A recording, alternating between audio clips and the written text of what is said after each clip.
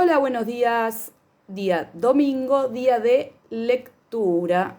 Me gusta que quede el domingo para compartir textos de libros que leo y frases o partes que me resuenan y quiero compartir con ustedes. Hoy voy a leer un libro de Emilio Comar, una parte obviamente, que se llama El silencio en el mundo. Y dice así. El tema que desarrollaremos es el silencio en el mundo, no fuera del mundo. La pregunta que nos hacemos es la siguiente. ¿Es posible dentro del mundo actual el silencio? Evidentemente, es posible el silencio fuera del mundo. Mucha gente que lo desea sale del mundo y busca el silencio en el aislamiento. Pero este no es nuestro problema. Lo que a nosotros nos interesa es el silencio en el mundo. Vamos a plantear entonces la cuestión y a darle una cierta respuesta, que es la que nos parece posible. La necesidad de silencio en el mundo es muy grande. Presenciamos reclamos patéticos de silencio. Se dicta una clase, por ejemplo, y al lado hay una cancha donde juegan al fútbol, o mejor dicho, usan el juego como pretexto para gritar. Entonces el profesor, ya mayor, reacciona con dolor, pero también reacciona mal la gente joven y no precisamente por ser nerviosos, sino porque se han concentrado en el tema y el griterío los perturba. Las perturbaciones por contaminación acústica interesan a los especialistas. Incluso se cometen crímenes a causa de irritaciones acústicas. Hay gente que se enferma seriamente por tener que soportar ruido permanentemente. Ustedes recordarán la campaña que hace algunos años llevó a cabo la Municipalidad de Buenos Aires. El silencio es salud. No se consiguieron mayores resultados, aunque fue una buena iniciativa. Es muy cierto que el silencio es salud. En el folleto del curso hemos escrito una reflexión del gran director de orquesta italiano Gianandrea Gavazzeni, que dice así: el hombre se ha cansado del sonido a consecuencia de su abuso. El sonido parece aumentar en cantidad diariamente.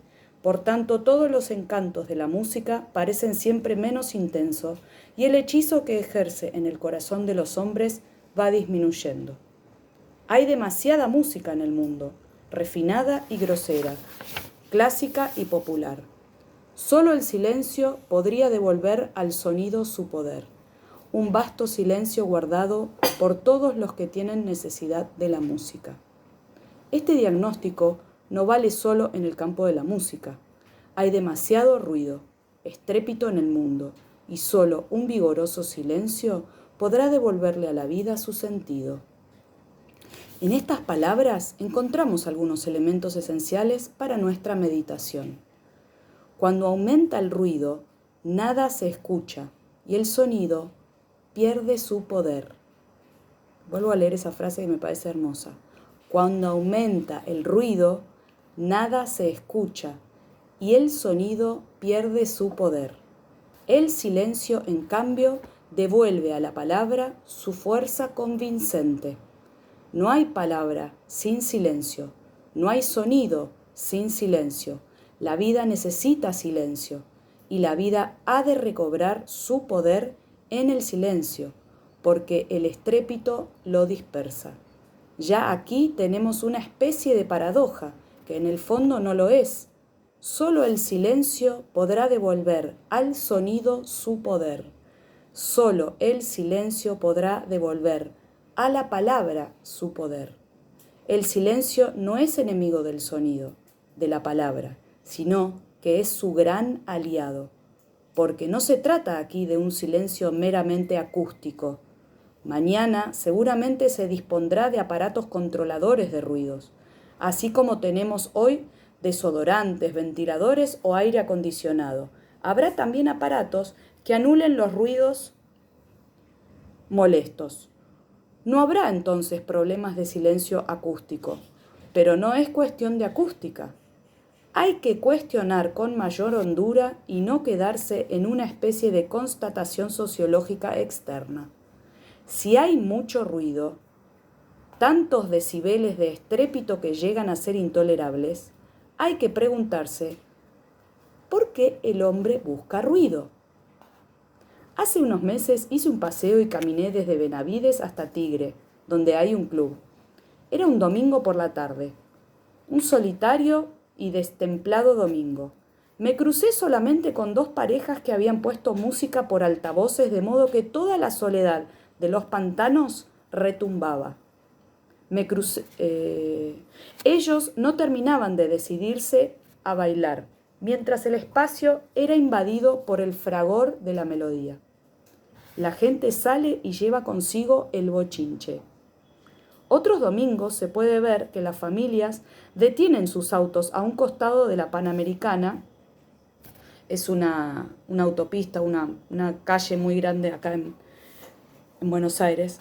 Buscan un lugar más o menos agradable y bajan armados, no solo con una, sino con 2 radios portátiles que ensordecen y destruyen la paz de la naturaleza, porque de por sí el paraje es silencioso. ¿Por qué no se acostaron allí en el pasto al lado mismo de la Panamericana? Así podían disfrutar del ruido de los motores, porque pasan muchos autos por ahí. No, se han metido en un rincón un poco más adentro y reproducen el ruido en la soledad. No son capaces de soportar el silencio. Voy a volver a repetir esa oración. No son capaces de soportar el silencio. La dificultad no es externa, sino interior.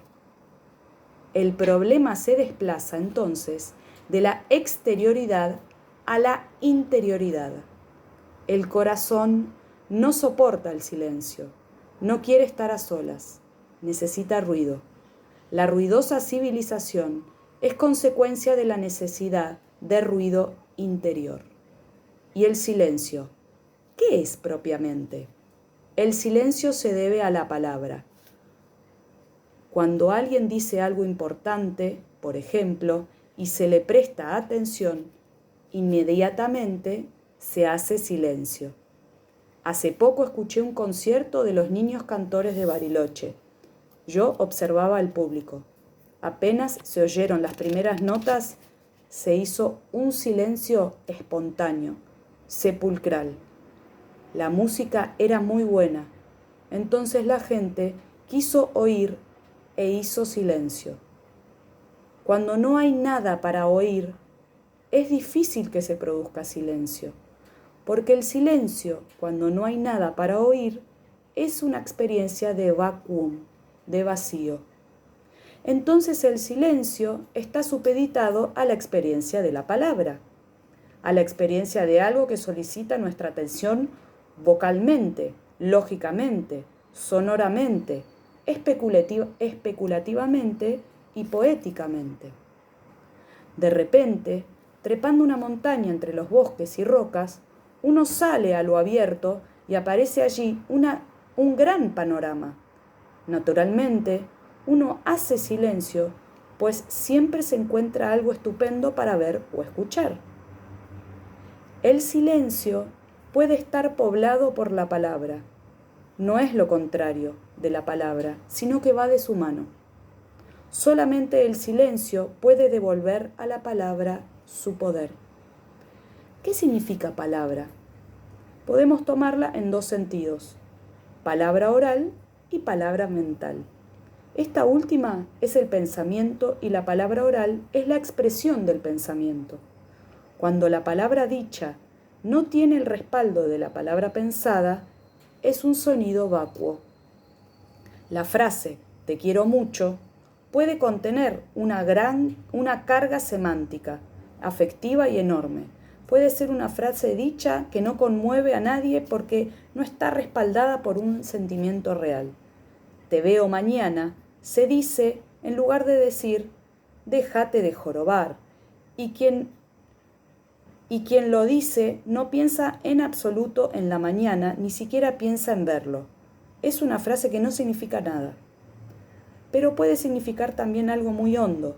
Te veo mañana para que me des una respuesta, por ejemplo. Entonces, tiene sentido. Ahora bien, El respaldo de la palabra mental a la palabra oral exige una gran sinceridad y veracidad. Y yo pongo y agrego coherencia entre lo que siento y lo que digo, y después lo que acciono, obviamente.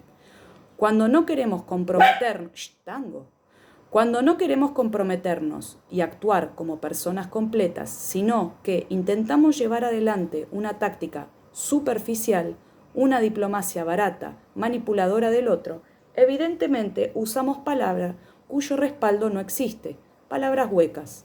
A estas palabras huecas le falta el peso. Son como globos inflados con gas livianito. El que las pronuncia sabe que no tiene peso, por eso trata de apuntalarlas. Las repite, insiste, las grita, las impone. Y ya estamos en el estrépito. Bien. Vamos a dejar ahí.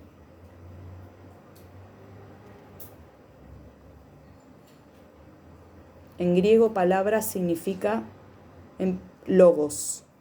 Logos significa pensamiento y palabra. Cada cosa tiene un sentido y es por ese sentido que podemos comprenderla. Bien, me pareció súper interesante compartir este texto. Quizás el último párrafo hay que continuarlo, pero me pareció interesante y les regalo una reflexión que es: si practicás el silencio, es una pregunta casi. O digamos sí, es una pregunta. ¿Practicás el silencio? ¿Y qué sería practicar el silencio para vos? ¿Cómo lo harías? Yo practico el silencio muchas veces, no solo en una meditación, en donde me siento especialmente de una determinada manera, hago unas respiraciones específicas, cierro mis ojos y me adentro, ¿no es cierto?, para sentir la vibración, la energía, cómo estoy, cómo está mi cuerpo, cómo está siendo mi actividad mental al principio de la meditación y cómo va menguando hacia el final.